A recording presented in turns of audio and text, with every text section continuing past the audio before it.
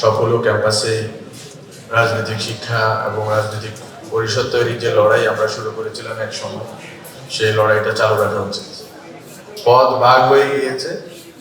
আমরা যে রাজনৈতিক দল মানুষের স্বপ্ন ছিল, সেই রাজনৈতিক দল একটা ভুল পদক্ষেপ নিয়েছে। সেই ভুল পদক্ষেপ নেওয়ার কারণে আমি সেটার সাথে নেই। আর গণ অভ্যুত্থানের সময়ে যেই সময়টা ছিল, সেই সময়টা আর এর আগেও যখন আমার কাজের ধরন ছিল বুদ্ধিবৃত্তিকভাবে এবং বিভিন্ন সাংস্কৃতিক এবং বুদ্ধিবৃত্তিক সংগঠনের সাথে যোগাযোগের মাধ্যমে একটা ক্ষেত্র প্রস্তুত করা, সেই ক্ষেত্র হয়তো প্রস্তুত করতে পেরেছি বা কিছুটা কাজ করতে পারছি।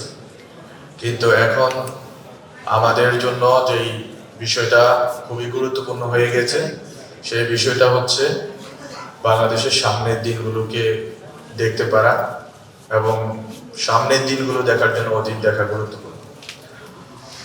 আজকে বর্তমান সরকার, অন্তর্বর্তীকালীন সরকার এখন গণভোটের জন্য সবাইকে বলছে এবং রাষ্ট্রের পুনর্গঠনের কথা বলছে, কিন্তু আমি একটু ইতিহাসের দিকে ফেরত যেতে চাই। আমাদের এই বাংলাদেশ শুধুমাত্র রাষ্ট্রের প্রশ্ন বা রাষ্ট্র সংস্কারের প্রশ্নটা গুরুত্বপূর্ণ নয়, বরং আমরা যেই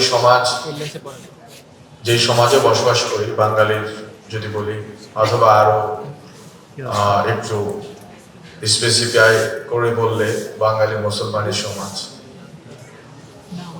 এবং বাঙালি মুসলমানের সাথে সাথে বাঙালি হিন্দু, বাঙালি বৌদ্ধ, বাঙালি খ্রিস্টান, এই সবগুলো সমাজের সম্মিলনে আমরা যে বাঙালি,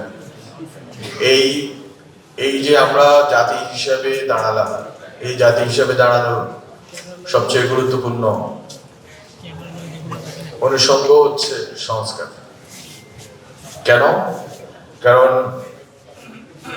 আজকে বাঙালি এখানকার এই যে ঢাকা বিশ্ববিদ্যালয়ে এতগুলো ছাত্র পড়তে আসে, শিক্ষার্থীরা পড়তে আসে, এই পড়তে আসার কারণ হচ্ছে আমাদের যে পূর্বপুরুষরা ছিলেন, তারা অনেকগুলো সংস্কার উদ্যোগ নিয়েছিলেন বলে আজকে সোশ্যাল আপওয়ার্ড মোবিলিটির কারণে আমাদের বাপ-দাদারা কিছুটা পড়াশোনার সুযোগ পেয়েছে, তারা কিছুটা পড়াশোনা করে আমাদেরকে পাঠানোর সামর্থ্য অর্জন করছে, আমরা পড়াশোনা করতেছি বা করেছি।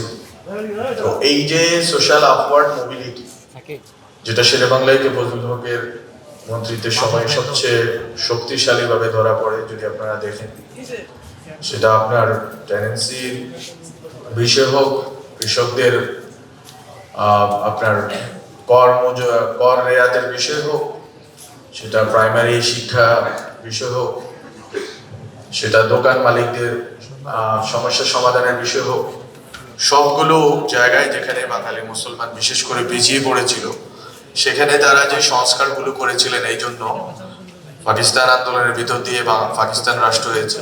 আমরা পূর্ব পাকিস্তানে ছিলাম।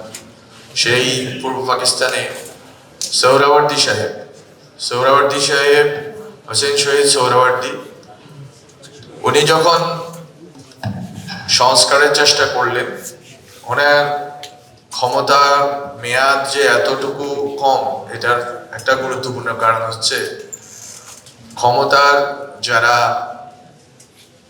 অংশীদার তারা সংস্কার বিরোধী ছিল।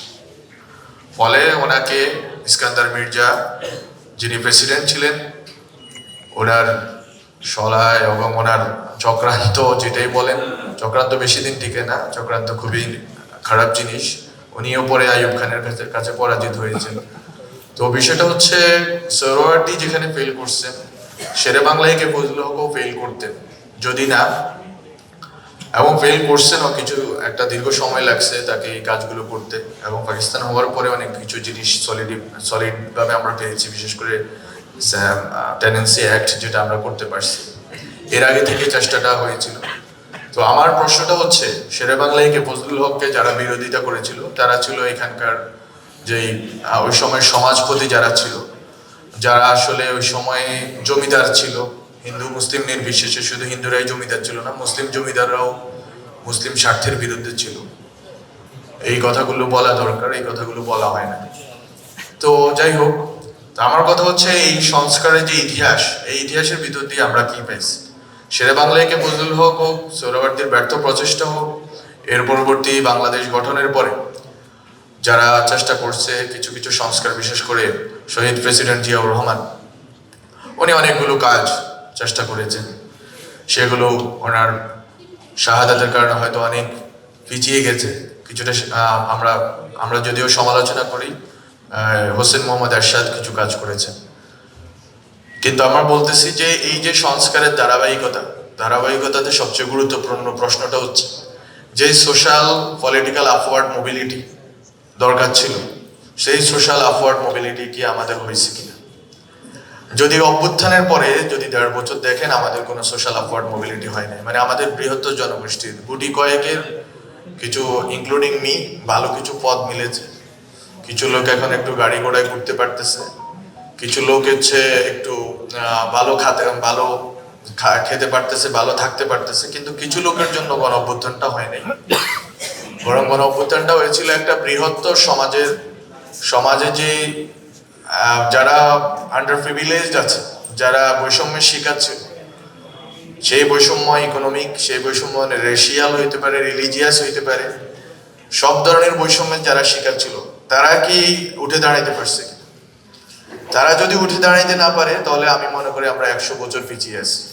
কারণ 100 বছর আগে আমাদের পূর্বপুরুষরা যে কাজ করে সফল হয়েছিলেন, একটা বৃহৎ পুশ দিতে পারছেন, বড় সড়ো পুশ দিতে পারছেন আমাদের যে পলিটিক্যাল কমিউনিটি গড়ে তোলার জন্য।